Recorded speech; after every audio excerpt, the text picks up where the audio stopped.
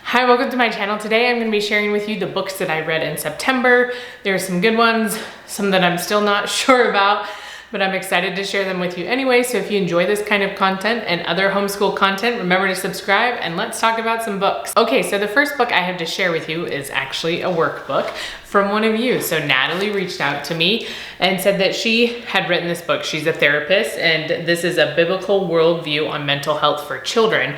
And she thought it was lacking, like including the Bible in mental health. And so she wrote this workbook and asked me if I wanted to look through it and to kind of review it. And so I was very excited when she reached out to me. And you can get this book on Amazon if you want it as like a bound book. And so I'll make sure that link's down below, but you could also get it on Teachers Pay Teachers as a PDF and download it yourself and print it.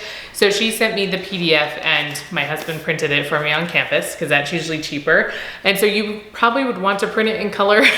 We didn't print it in color, but you probably would want to. I think some of the activities, it makes it easier if it's printed in color. But basically it goes through, the first several chapters are going through different emotions. It talks about sadness, anxiety, anger, happiness, peace, all these different things. And it gives a lot of examples. It gives some interactive work things you can do or that just your child does. And every chapter, let me see, I marked my spot so I could remember where it was.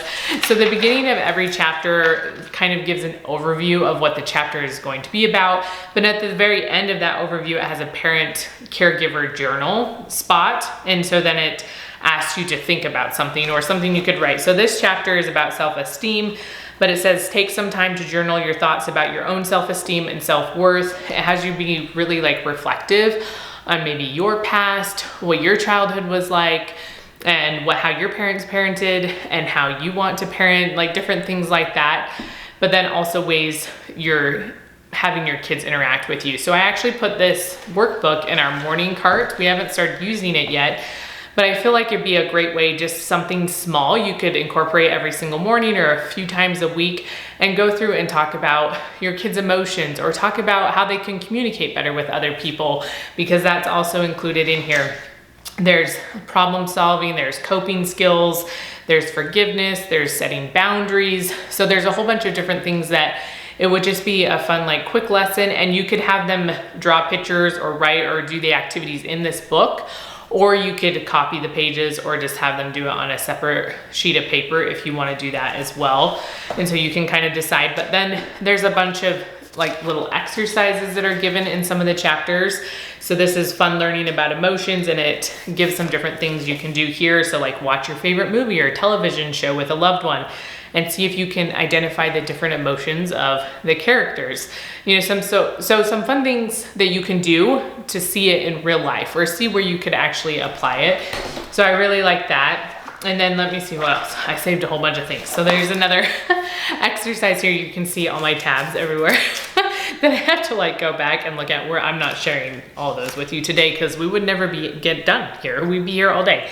But this one is talking about communication. So it's like play a game of telephone, to see what happens at the end to talk about communication, or have a loved one pretend not to listen to you when you're speaking to them. And then how does that make you feel? So there's a lot of exercises you can go through. And like I said, you could do this as a whole group, like telephone, you'd want to have a few more people probably to do it with than just one child, and do all these activities. But then it also, every chapter has several Bible verses, and has some really cute like scriptures that are laid out. Let me see if I can find one. In the back, she has a whole bunch of different resources, but like this is an example, and this is not in color. Again, this is when it would be helpful to be in color. So you could just print these out if you wanted to frame them, put them in your kids' rooms or something like that. So this is God So Loved the World, but there's several more artsy pictures like that too. And then there's just scriptures you could think about, you could go into. It's like, well, what does this scripture make you think about in relation to this emotion or this thought and things like that. So I think she did a great job of incorporating the Bible in here and making it natural. And I just thought it was really well done. So let me see, there's a few more markers in here. Let me see what else I want to show you. Oh, I thought this was a good idea too, because communication is a difficult topic. It's just hard to figure out how to do it, and it's hard. We're not very good at communicating sometimes. we struggle with it. But I thought these communication cards are fun. So there is a few pages in here with different cards. There's some with emotions that you can laminate if you want to. You cut them out first, or if you laminate and then cut, we're not going to talk about it. Anyway, and so you can decide how you want to laminate, okay? And then you're going to cut them out, but it's conversation things like ask a question, initiate a conversation. And so there's some different little games you can play, things that might help you better communicate with other people and things like that. So that might be helpful for me, because I'm not always the best at communicating. But then something I thought was cool too, there's this section that's talking about our thoughts, you know, and how our thoughts dictate our emotions, which I think it was last month, maybe it was 2 months ago. I reviewed Jody Moore's book, and she is a health coach and talks about how our thoughts rule our emotions. And so that's what this is going into right here. And then there's a scripture right here from Proverbs. Be very careful about what you think. Your thoughts run your life, okay? And so there's a lot of really good things in here, and I feel like it would be really good for homeschool, because it's just quick little snippets of things you could do in the morning, little exercises that keep things fresh on your kids' minds, but it's not overwhelming. And then as always, she's very clear in here. If you see more issues in any of the areas in any of these chapters, then to go talk to a therapist, right? To go talk to someone that can help your kid or you further, you know, besides just learning these skills. If there's severe issues that need to be addressed, then you need to go talk to a professional. But I'll make sure all this stuff is linked down below. So if you want to check it out, either the book or the PDF, all that stuff will be down below. Okay, so the next book I read, I don't know if I liked it. This month was a little wishy-washy with books, but this one's The River by Starlight. And I believe this book's been on my shelf for a really long time, and I believe it's there because I read these books about autism, and these are nonfiction. So 10 Things Every Child with Autism Wishes You Knew, and then Your Student with Autism. So they're similar, but a little bit different things. So my oldest is autistic. And so I had read these books, and I did review them on here. So if I can find those videos, I'll link them down below. And they're by the same author as this book. I think this is her only fiction book, as far as I know. And I don't know if she plans to write any more. And so since I like these, I think that's why I got this one. I don't remember if it was recommended through other ways or if that was it. I don't really know. But it's an interesting story. I believe it's set during kind of World War I-ish time period. And so there's some, you know, medical technology coming through, but still not a whole lot. And the girl in this story struggles with postpartum depression, basically, and has a lot of struggles. And I think in the back it talks about her first husband. I can't remember for sure. Again, I don't want to give too much away if you do want to read it. I think it was still a good read, but it's not necessarily a book that you finish and you're just like, oh, that was like either happy or I'm like sort of content about this, or I don't know, it kind of just left me feeling like, or I feel like there should have been more to the story or something. I don't really know. But I just remember not being very content with how the whole story tied up at the end. But she has her first marriage. She got married fairly young, has a baby, you know, is totally fine during the whole pregnancy, all these things. And then she has the baby and just really struggles. And this is not something I personally understand. I haven't ever struggled with postpartum depression, you know, besides just the very minimum baby blues type stuff, but nothing severe at all. And so I don't even know, like, I don't know how this feels or how it is, but reading this, it has some very hard topics in it about postpartum depression, about miscarriage, about just babies in general. So if that's a big, like, it's triggering for someone that hasn't been through those things, you know, someone like me, but if you have been, it can be a really hard book for you to read. So just disclosure there. But she really, really struggles, and to a point where she's just absolutely crazy and doing very scary things. And so her husband files for divorce. He takes their daughter and leaves, and she you know, was like, yes, please, I don't want to like hurt somebody or hurt the baby or whatever. So was glad of it and just was living with her family and after that for several years. And then she goes to a different state to live with her brother and ends up getting married again. And so it kind of talks about that story. I wouldn't say there's any like super graphic sexual things like between husband and wife, but maybe a little bit. I don't really read I don't know what super graphic would even look like. I don't want to know. But there are a few like more sex type scenes in this book. And so again, if that's something you don't want to read, then you don't want to read this book. But it goes through their struggle, you know, she doesn't really have a hard time getting pregnant. It's just carrying the babies to term, and then she has several babies that die. And again, they live in a time where there's not a ton of medicine for babies and for depression and for miscarriage, all these things. So it just takes a toll on her and her husband. And so there's a lot of other things that happen towards the end of the story with them getting separated and all sorts of things. And so it kind of just was one of those books that you were hoping would come back full circle and be happy, but I don't know if for me it did that. But I still think that it was a good read. It talks about some very difficult issues, but it wasn't my favorite. So I don't know. That's why I kind of stand in the middle of recommending this book. I'm not sure. I'd recommend these books, especially if you have an autistic child or teach autistic kids or have any sort of interaction, even with kids with disabilities. I feel like these books would be really good. But this one, I'm still unsure about it. So you guys can decide what you want to do. Okay, so the next two books are book club books. So I currently go to two different book clubs. I go to one that is just kind of a normal, like it's a neighborhood thing, but just either classic books or some popular books right now, or, you know, like Halloween, we try to pick something maybe a little more suspenseful.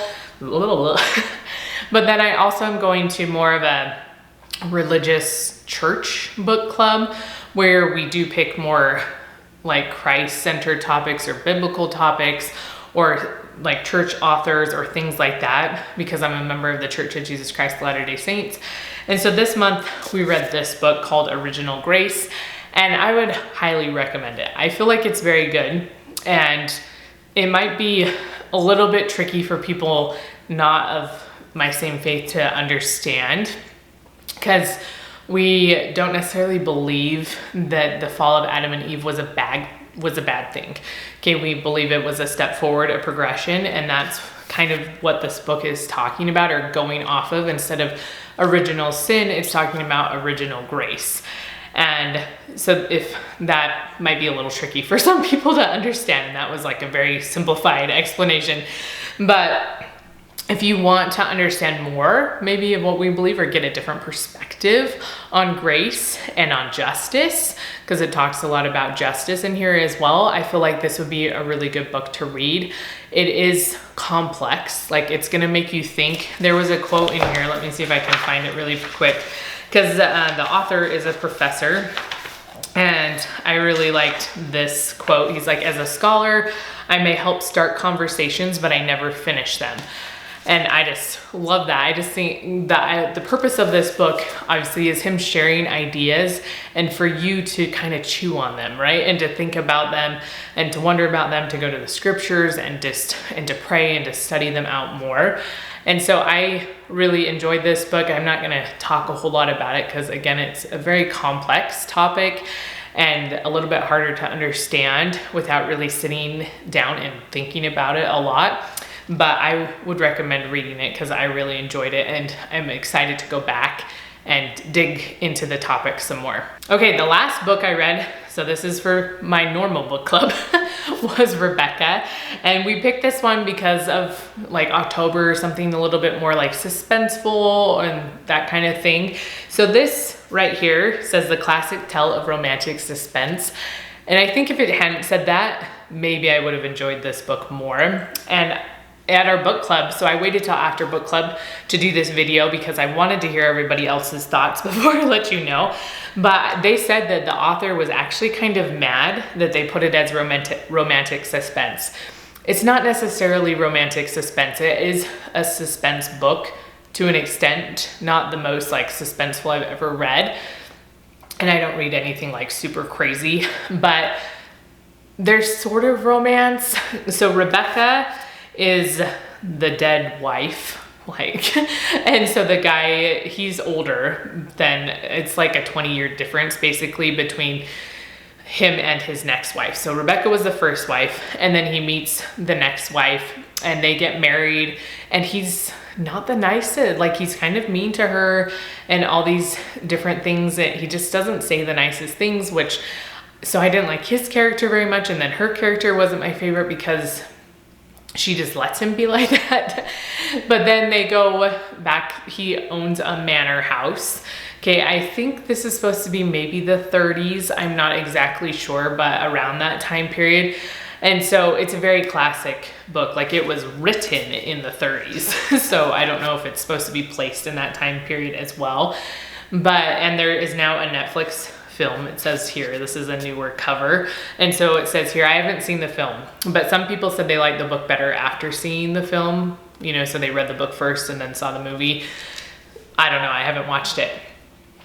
But they go back to, you know, the manor house that he has, and it goes through his story and everything that kind of happened to his first wife and the people involved. And there's like this crazy housekeeper that she's a little bit weird, a little psychotic probably, and just goes through the different stories of everything that's going on. And I would say it's like 300 pages, I think. The first 200 pages are interesting enough to keep reading, but they don't just pull you right in. Like that, she has a lot of reflection going on. The new wife, I guess, she doesn't have a name. Okay, she's telling the story in first person, and she never has a name in the story. It's always the first wife, not the second wife, right? And so the first wife is Rebecca, the second wife is the one telling the story, but she has no name and is telling it in first person. And so she goes through and is telling their story, but she gets kind of reflective sometimes, and that sometimes lasts a really long time. And that's really hard for me to read when it's just like a whole bunch of details and I'm like, I don't really care. So if you can get through the first 200 pages, I think the last like 100, 150, whatever it is a lot easier to read. It's a lot more engaging. It's like, okay, what's happening? I want to know. But the first 200 isn't as exciting. So that's kind of my my wishy-washy book reviews for this month, except, you know, there wasn't all of them were wishy-washy, but the fiction books were wishy-washy. That, I don't know, there just wasn't anything that I just super loved this month in the fiction books that we read. They were okay, but just not my favorite. And so I'll make sure there's links to all of these books down below if you do want to check them out. And if you have read then any of the things I've shared with you, put it down in the comments. What were your thoughts? Because I really am wondering. At book club, it was kind of mixed as far as Rebecca goes, of who liked it, who didn't, like what they liked about it, all sorts of things. We had a really good discussion. So this is a really good book club book. There's a lot of good themes to discuss if you need a book club book.